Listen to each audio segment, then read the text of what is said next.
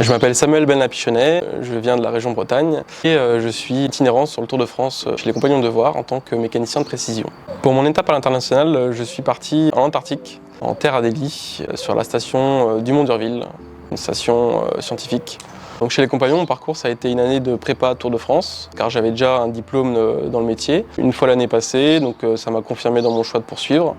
J'ai intégré le Tour de France et je suis parti sur la ville de Strasbourg, où j'ai passé une année là-bas, incroyable aussi. Ce poste-là, je l'ai trouvé grâce à un compagnon qui est passé dans la maison où j'étais pendant mon année de prépa tour. Donc il a fait une causerie, ce qu'on appelle une causerie, un exposé sur son parcours là-bas, sur son année en Antarctique.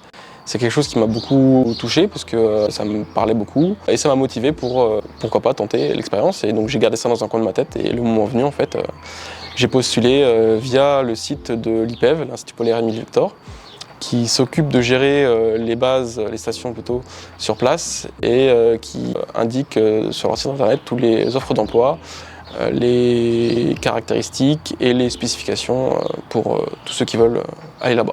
Là-bas, la particularité qu'on peut avoir, c'est que l'été, il fait principalement jour.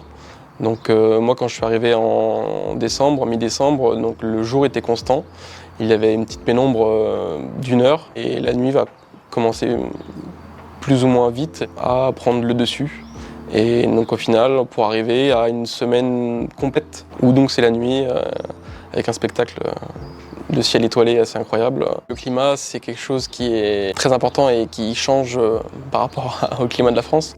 Alors globalement, on est bien équipé, l'IPEV nous fournit tout ce qu'il faut, donc vêtements, chaussettes, doudounes, bonnets, etc., gants. Quand on est bien habillé, on n'a pas la même sensation par rapport au froid, on est bien, en fait, on arrive à supporter tranquillement, en fait, la vie de tous les jours, sachant qu'en été, la température tourne autour de 0 degré, voire quelquefois dans le positif. Et après, plus on arrive vers l'hiver, en fait, plus on va avoir une moyenne qui va être autour des moins 15, moins 20 degrés, avec bien sûr un vent qui va souffler, quelquefois très très fort. Et donc on peut avoir un ressenti qui va diminuer jusqu'à moins 30 ou moins 40, ça peut arriver, quoi. Le froid se supporte plutôt bien quand on est bien habillé, il n'y a pas de complications. Non, en tout cas dans la zone où j'étais. Si on rentre un peu plus dans les terres, c'est plus compliqué et ça devient vite risqué. Donc la vie sur Dumont d'Urville, l'été on est environ 80 jusqu'à 90 voire plus. Et l'hiver on se retrouve pour ma part on était 21 hivernants. Donc c'est assez restreint, il faut savoir vivre avec les autres et prendre sur soi, savoir dialoguer pour que tout se passe bien. Dans les 21 personnes qui étaient là, il y avait 8 personnes qui s'occupaient de la partie technique, de la base, de l'entretien, la réparation des véhicules, des bâtiments, et 13 personnes qui étaient soit militaires, un médecin, et le reste des scientifiques, un cuisinier et une boulangère-pâtissière, qui forment du coup on va dire, une petite communauté sympathique. Alors, ma mission sur place, c'était l'entretien, la réparation de tout ce qui était cassé ou de tout ce qu'il fallait changer, réparer. Ça pouvait être d'une petite pièce comme on va dire des lunettes, donc réparer des lunettes, changer les vis, fabriquer des vis, jusqu'à rectifier des moteurs, fabriquer des pièces pour la motoneige, un peu de tout en fait, tout ce qui est nécessaire à réparer. On va dire que j'étais la personne à qui on s'adressait pour ça. La journée type en Antarctique sur la base Dumont d'Urville, c'est donc réunion 8 heures pour les techniques avec le planning de la journée. La réunion est à 8 heures, moi je me levais à 8h moins 5. J'ai fait 10 heures là. Alors, ensuite c'est donc rendez-vous dans mon atelier, je reprends les activités que j'ai commencées ou je commence de nouvelles activités en fonction soit s'il y a eu des pièces qui ont lâché, soit si on est en tempête et donc il faut intervenir, il faut peut-être aussi déblayer la neige. Quand il y a beaucoup de neige qui tombe, on prend un peu de temps tous les jours et tous ensemble pour enlever la neige sur les chemins et pouvoir circuler librement. C'est ensuite une pause à 10 heures. Donc on se rassemble avec les collègues, on discute, on rigole un peu. On reprend le boulot. À midi, on a le cuisinier et la chef pâtissière qui nous ont fait un bon petit plat. Et on reprend le boulot l'après-midi et on finit à 18h. Ce qui est bien, c'est que le temps il passe différemment et l'environnement fait que on n'est jamais ennuyé, on a tout le temps un petit lever de tête et on voit ce qu'il y a autour de nous, donc c'est génial, quoi.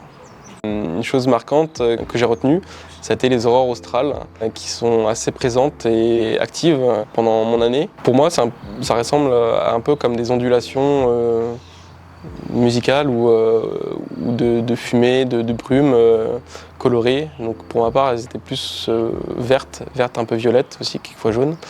Et en fait, elles bougent tout doucement et on a l'impression qu'elles dansent dans la nuit étoilée. C'est un spectacle assez incroyable. Ce qui m'a plu dans le fait d'aller en Antarctique, c'était principalement le fait de découvrir un endroit inexploré, qu'on entend tant parler et qu'au final peu de personnes ont la possibilité de découvrir et d'y aller là-bas. D'être au contact avec une nature encore sauvage qui n'a pas été teintée par l'homme. Un challenge aussi pour moi, de façon professionnelle, savoir si je suis capable de, pendant un an, seul dans mon métier, relever les défis qui vont s'imposer. Et socialement, passer une année entière avec des personnes que je ne connais pas du tout, qui viennent d'un milieu et d'un milieu totalement différent, socialement et professionnellement parlant. Et c'est aussi une soif d'aventure qui s'est réveillée pour le futur. Mes projets pour la suite, c'est tout d'abord chez les compagnons de réaliser mon travail de réception. Et après, c'est de partir à l'aventure, voyager, explorer d'autres régions de France, peut-être, d'autres régions du monde, d'autres pays. Certainement repartir en Antarctique pour continuer à aider la science là-bas et découvrir d'autres régions incroyables comme celle-ci. Alors ce que je dirais à quelqu'un qui hésite à se former en voyageant, c'est qu'il y a des opportunités qu'on va pouvoir avoir qui vont être énormes, des personnes qu'on va pouvoir découvrir qui vont être incroyables, marquantes peut-être. Il ne faut pas hésiter et il faut y aller pour pouvoir voir ça de ses propres yeux et s'ouvrir au monde et s'ouvrir à ce qui nous attend. Rejoindre les compagnons, c'est une expérience incroyable et unique, atypique aussi, d'une richesse sociale et professionnelle énorme. Ça ouvre énormément de portes et ça nous fait découvrir un monde nouveau, ça nous fait aussi découvrir soi-même. Et je recommande à tous de pouvoir vivre cela.